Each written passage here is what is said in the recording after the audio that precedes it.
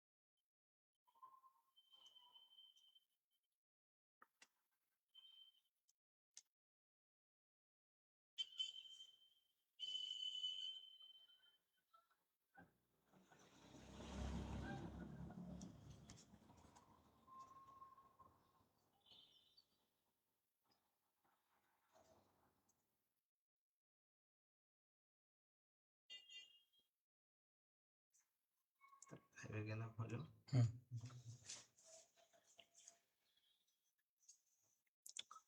ওকে,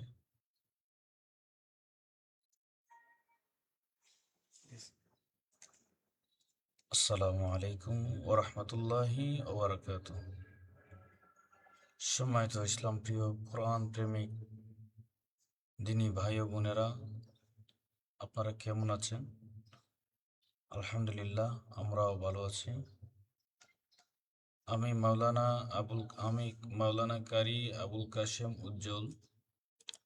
প্রতিদিনের ন্যায় আমরা সহিহ কোরআন লার্নিং কোর্স নিয়ে আমরা আপনাদের সামনে হাজির হয়েছি।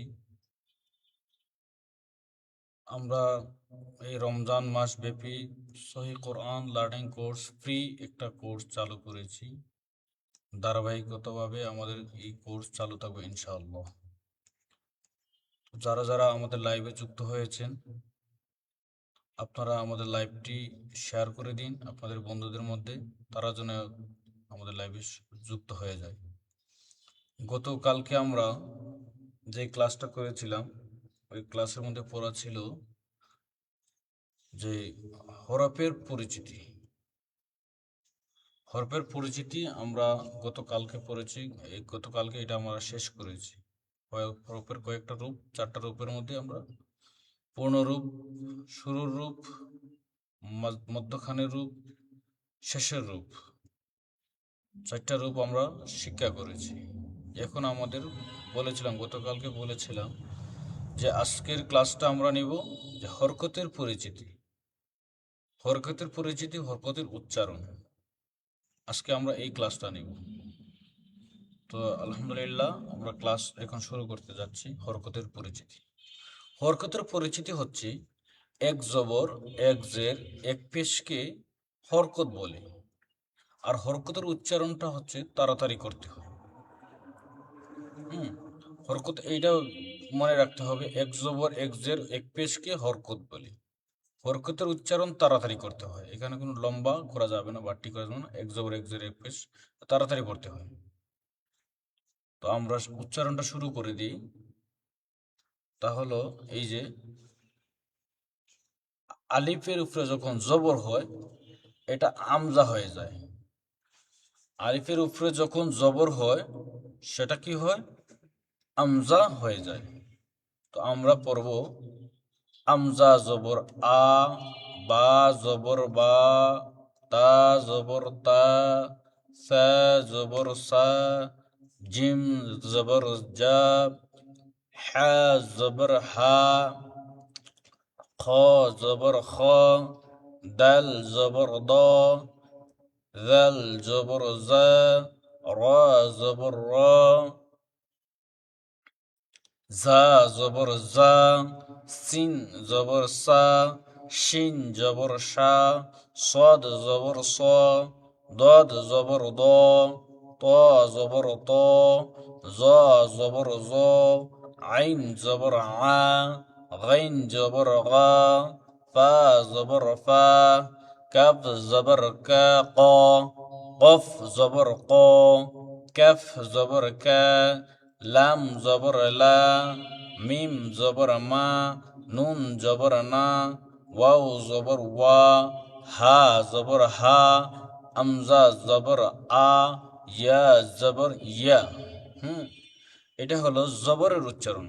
আবার আমরা পড়ি, জবর উপরে যেটা থাকে এটাকে বলে জবর, নিচে যেটা হয় এটা হচ্ছে জের, উপরে যেটা থাকে এটা হচ্ছে পেশ। এই যে গুল মাথাওয়ালা এটাকে পেশ বলা হয়। ওই যে এখানে আমাদের দেওয়া আছে, উপরে একটা চোখ দেওয়া আছে, এই যে উপরে যেটা আছে, উপরে যে টানটা আছে এটাকে বলা হয় জবর, নিচে যে টানটা আছে এটাকে বলা হয় জের, উপরে যে গুল মাথাওয়ালা এটাকে বলা হয় পেশ। আবার আমরা উচ্চারণ করি, রিডিং উচ্চারণ করি, হরকতের উচ্চারণ, আমজা জবর আ, বা জবর বা, তা জবর তা, সা জবর সা, জিম জবর জা, হা জবর হা, খ জবর খ, দাল জবর দা, জল জবর জা, রা জবর রা, জা জবর জা, সিন জবর সা, শিন জবর শা, সাদ জবর স, দাদ জবর দ, ত জবর ত, জ জবর জ, আইন জবর আ, গাইন জবর গা, ফা জবর ফা। আবার এখান থেকে বলি, জা, জা জবর জা, সিন জবর সা, শিন জবর শা, সদ জবর স, দদ জবর দ, ত জবর ত, জ জবর জ, আইন জবর আ, গাইন জবর গ, ফা জবর ফা, কফ জবর ক, কাফ জবর ক, লাম জবর লা, মিম জবর মা, নুন জবর না, ওয়াও জবর ওয়া, হা জবর হা, আমজা জবর আ, ইয়া জবর ইয়া। এটা হচ্ছে জবরের উচ্চারণ। জবরের উচ্চারণ আ, বাংলাতে আমরা যেটা করি, বাংলাতে আয়ের সাথে একটা মিলাইলে এটা একটা উচ্চারণ বের হয়। আ, আ, আমজা জবর আ, বা জবর বা, তা জবর তা, সা জবর সা। এটা সহজের জন্য আপনাদেরকে আমি বললাম যে আ, ও আ, যে ওই আটার সাথে আর উচ্চারণের সাথে জবরের উচ্চারণে মিলে। আমজা জবর আ, বা জবর বা, তা জবর তা, আপনাদের সহজের জন্য আমি একটা বের করে দিলাম। এখন আমরা জবরের উচ্চারণটা আমরা শেষ করলাম, আমরা চলে যাচ্ছি এখন জেরের উচ্চারণ। জেরের উচ্চারণ, জের হচ্ছে নিচে দিয়ে, নিচে থাকবে, জেরগুলা নিচে থাকবে আর জবর উপরে থাকে। জেরের উচ্চারণ হচ্ছে রস্বই আছে না, রস্বই, ওই রস্বইয়ের উচ্চারণ ই হবে। আমজাজের ই, বাজের বি, তাজের তি, সাজের সি, জিমজের জি, হাজের হি, খাজের খি, দালজের দি, দালজের জি, রাজের রি। এই যে দাল জের দি, জাল জের জি, রা জের রি, জা জের জি, সিন জের সি, শিন জের শি, সাদ জের সি, দাদ জের দি, ত জের তি, জা জের জি, আইন জের ই, গাইন জের গি, ফা জের ফি, কফ জের কি, কাফ জের কি, লাম জের লি, মিম জের মি, নুন জের নি, ওয়াও জের উই, হা জের হি, আমজা জের ই, ইয়া জের ই। এটা হচ্ছে আমরা জেরের উচ্চারণ শেষ করলাম। আবারও করি আমরা জেরের উচ্চারণটা, আমার সাথে সাথে আপনারা পড়তে থাকেন, পড়বেন বারবার করে। আমি প্রত্যেকটা দুইবার করে, এটা দুইবার বললাম, এটাও দুইবার বলছি, এটা দুইবার বলবো। এই দুইবার দুইবার আপনারা শুনবেন বারবার আমাদের ভিডিওটা, টানিয়ে টানিয়ে আবার পিছনে এসে আবার এটা পড়বেন। তো যত বেশি বেশি করে পড়বেন দেখবেন যে আপনার তত সহজ হয়ে যাবে। এটি হচ্ছে হরফের উচ্চারণের মূল। এই উচ্চারণ প্রত্যেকটা হরফের উচ্চারণে জের অথবা জবর অথবা পেশ থাকবেই রিডিং পড়তে সময়। তো আমরা এইগুলা এখানে ভালো করে উচ্চারণগুলো শিখতে হবে।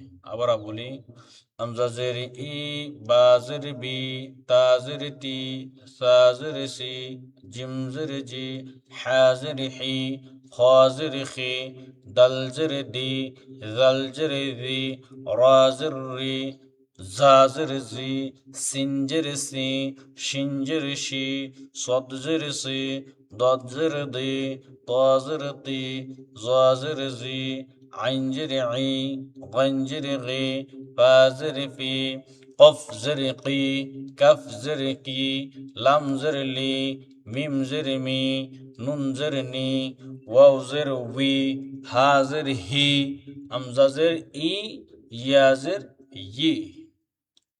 এই হলো আমাদের জেরের উচ্চারণটা গেল। আমরা এখন চলে যাচ্ছি জবরের উচ্চারণ, পেশের উচ্চারণ। এখন আমরা পড়ব পেশের উচ্চারণ। আমজা পেশ উ, এই পেশের উচ্চারণটা হবে রস্সাউ। যেই উটা আসে বাংলা পড়লে রস্সাউর যে উচ্চারণটা, এই উটা হবে এই যে আমজা পেশ উ, বা পেশ বু, তা পেশ তু, সা পেশ সু, প্রত্যেকটার শেষে উচ্চারণে উ হবে, উ। ওই কারণে আপনাদের সহজের জন্য আমি এগুলা বলতেছি। এখানে মূলত এখানে এটা আরবি, তো আরবি তো বা আমাদের বাংলা ভাষার সাথে যেটা আমাদের সহজ হয়, এই কারণে বললাম যে উচ্চারণটা শেষের দিকে এই রাসাউর উচ্চারণের সাথেও আসে। অনেকে উচ্চারণটা খেয়াল রাখতে পারবে না যে পেশের উচ্চারণ কি হয়, এই কারণে বললাম রসাউ।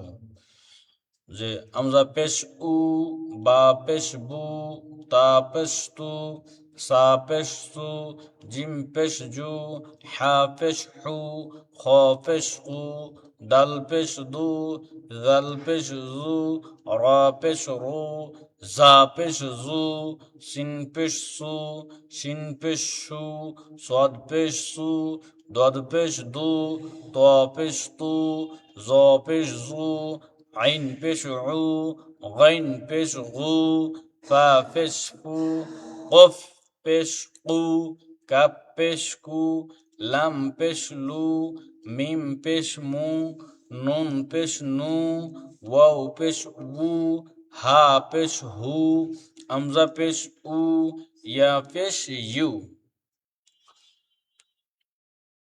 এই একবার আমরা পড়লাম এই পেশের উচ্চারণটা। আমরা আবার দ্বিতীয়বারে চলে যাচ্ছি, আবার এই পেশের উচ্চারণটা আবার পড়বো আমাদের সাথে সাথে আবার পড়ব। আমজা পেশ উ, বা পেশ বু, তা পেশ তু, সা পেশ সু, জিম পেশ জু, হা পেশ হু, খ পেশ হু, দাল পেশ দু, জাল পেশ জু, র পেশ রু, জা পেশ জু, সিন পেশ সু, শিন পেশ সু, সদ পেশ সু, দদ পেশ দু, ত পেশ তু, জ পেশ জু, আইন পেশ উ, গইন পেশ গু, বা পেশ ফু, কপ পেশ কু, কাপ পেশ কু, লাম পেশ লু, মিম পেশ মু, নুন পেশ নু, ওয়াও পেশ উ, হা পেশ হু, আমজা পেশ উ, ইয়া পেশ ইউ। তাহলে আমরা আমরা হরকতের পরিচিতি শিখতে পারলাম। জবর, জের, পেশ এর উচ্চারণ কিভাবে করতে হয়, হরকত কাহাকে বলে। হরকত হচ্ছে জের, জবর, পেশকে হরকত বলে। হরকতের উচ্চারণ তাড়াতাড়ি করতে হয়, হরকতের উচ্চারণ তাড়াতাড়ি করতে হয়। এই পড়াগুলা আমাদের বেশি বেশি করলে, এটা বেশি না, কয়েকবার পড়লেই দেখা যায় যে ঠিক হয়ে যাবে। কয়েকবার পড়লেই এটা চোখে দেখলেই ঠিক হয়ে যায়।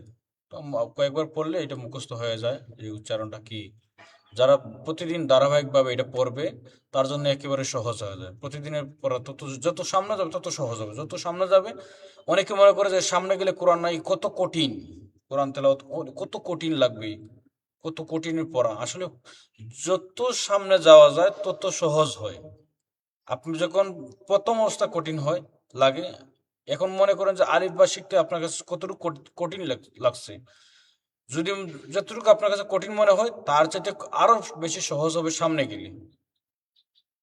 প্রথম হরফটাই শিখাটাই হচ্ছে কঠিন। হরফ শিখা হয়ে গেলে তারপরে আপনার হরফের পরিচিতিটা শিখা হয়ে গেলে আর কষ্টই নাই, শুধু হরকতের পরিচিতি শিখা হয়ে গেলে, উচ্চারণ শিখলে পরে আপনি আস্তে আস্তে বানান শিখে যাবেন। বানান শিখা হয়ে গেলে রিডিং।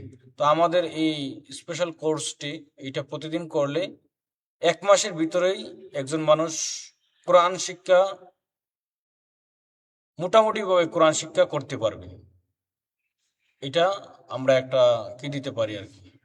তো কোরআন প্রেমিক ভাই বোনেরা, আপনারা প্রতিদিন আমাদের এই লাইভ ক্লাসের মধ্যে যুক্ত হবেন এবং আপনাদের বন্ধুদেরকে আপনারা শেয়ার করে দিবেন, আর আপনাদের মতামতটা জানিয়ে দিবেন আরও কিভাবে করলে ক্লাসটি সুন্দর হয়, ভালো হয়।